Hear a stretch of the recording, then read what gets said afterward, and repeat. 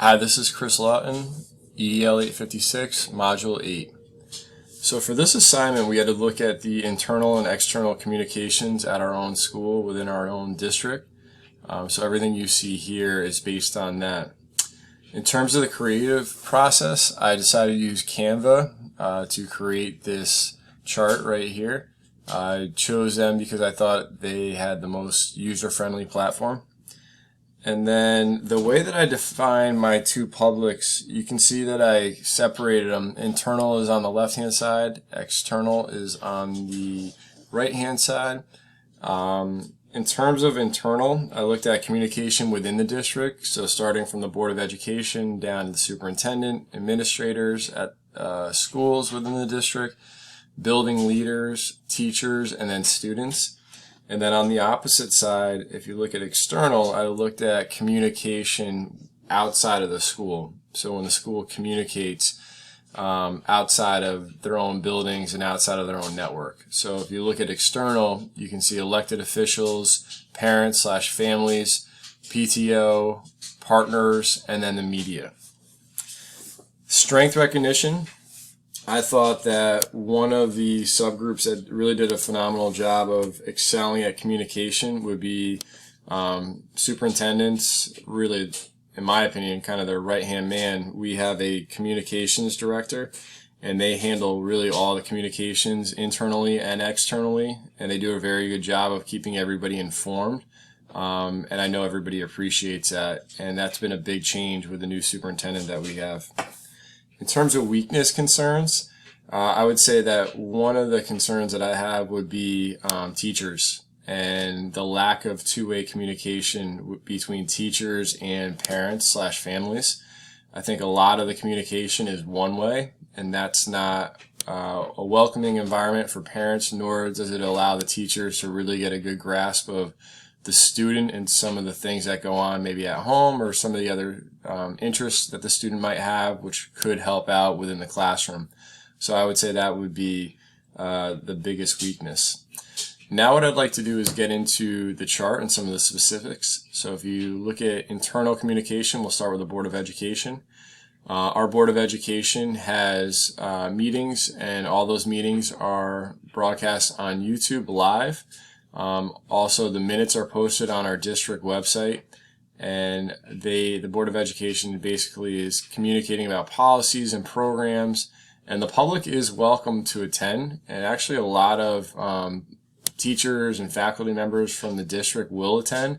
So recently, the Board of Education decided to issue a later start time, and a lot of faculty were upset about it and voiced their concerns, and they did that at the Board of Education meetings. Next down is superintendent. The superintendent will send out weekly emails to district employees just talking about anything new that's coming up or important dates, new initiatives, all those things. Also, the superintendent will pop into faculty meetings from time to time at schools within the district. One of the big things that the superintendent does is convocation, and our convocation is our first day back at school. It's a professional development day, so there's no students, and the superintendent just lays out the goals for the school district within that year and how we're going to achieve those goals. And if you look at the superintendent, they're really taking the information from administrators, school administrators, and what's going on within the schools, and then reporting that to the Board of Education. So they're kind of the middleman right there, and they do make a lot of recommendations, or the superintendent does make a lot of recommendations to the board to enact certain policies or programs. Administrators, they have weekly faculty meetings, so we have one every Monday after school, and they communicate and interpret board policies or new state mandates or even recommendations from the superintendent. This is posted on our Google Calendar, so we all get alerts, and also email reminders with an agenda. Building leaders. So within our school, we have department chairs.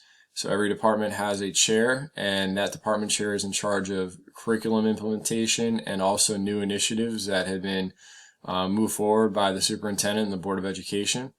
Building leaders have weekly meetings in person for about an hour, and they will set the agenda for department meetings, which they'll hold once a week, and IDTs, which are our data teams, and looking at different ways that we can use that time and collaborate. Teachers, they have weekly department and faculty meetings. They also have IDTs and their data teams based on what they teach. And then they will communicate with parents and students, oftentimes through email, phone calls, conferences, and Google Classroom.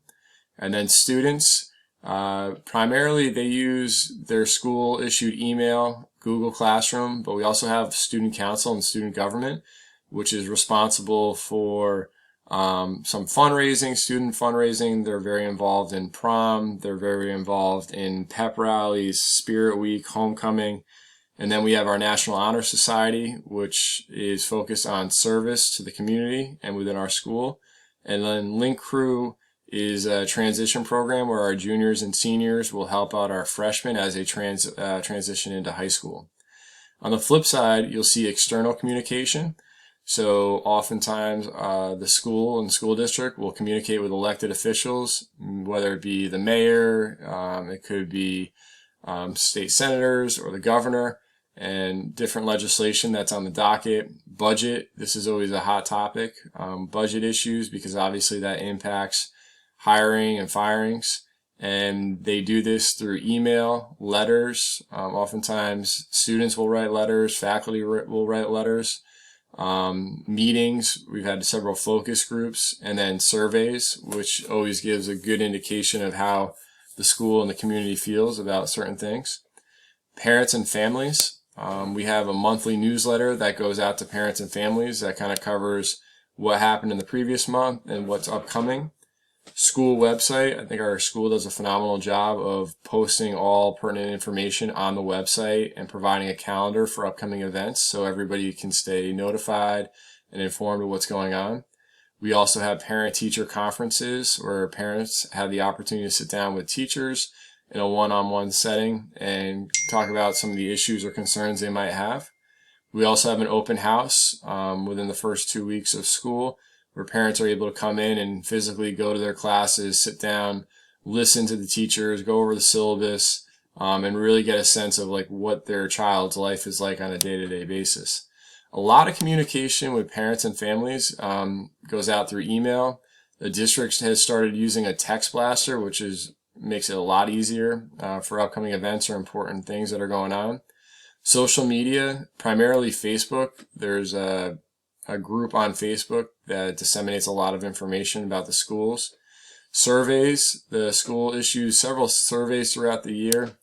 Unfortunately, we don't get a lot of feedback or enough involvement, I should say, from those surveys. But it does give us a pretty good indication of how the school is going and certain perceptions that parents and families have. And then also phone calls home. PTO, they every year are looking at what the school needs, so the school will communicate that to them. Fundraising and budgeting for some of those needs, new initiatives that are being rolled out within the school, and they do monthly in-person meetings, and a lot of their communication is through email.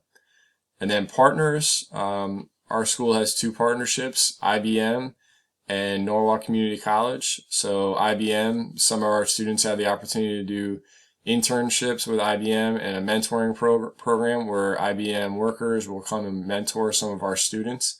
Norwalk Community College, some of our students take college classes on campus and can earn college credit. We also have senior internships, so we've worked with local businesses to establish those internships, and then we have a transition program for some of our special education students where they can go and work in local grocery stores and other retail stores to get that experience. We also have a lot of service that is linked in with our National Honor Society. Campus cleanup, local businesses will donate mulch, trees, shrubs as we try to spruce up our campus every spring. And then also local restaurants and grocery stores will donate hot dogs, hamburgers, drinks for all the students and faculty that come out to help out. A lot of that is done in person to establish those partnerships and keep those ongoing, also through email, phone calls, and surveys. The partners and the parents and families, it's especially important to have two-way communication with them. I say those two groups because you want to know how they feel about what's going on, get their feedback. And it's also important for the school to relay on information that they're seeing and experiencing firsthand. So parents, families, and partners, it's very important that you have two-way communication there. Last but not least, media. So the local newspaper is called The Hour. They do a lot of coverage on the schools, and the schools will disseminate some of that information to The Hour. We have a local, I shouldn't say local, in-school newspaper, the Paw Print, which is student produced. We have Bear Country News. We have our own studio within the school. So every week students produce the news and it's broadcast out to all the students in their homerooms. And then it's also posted on our website. So parents in the community can check that out and access it. Social media, again, a lot of the social media is done through Facebook.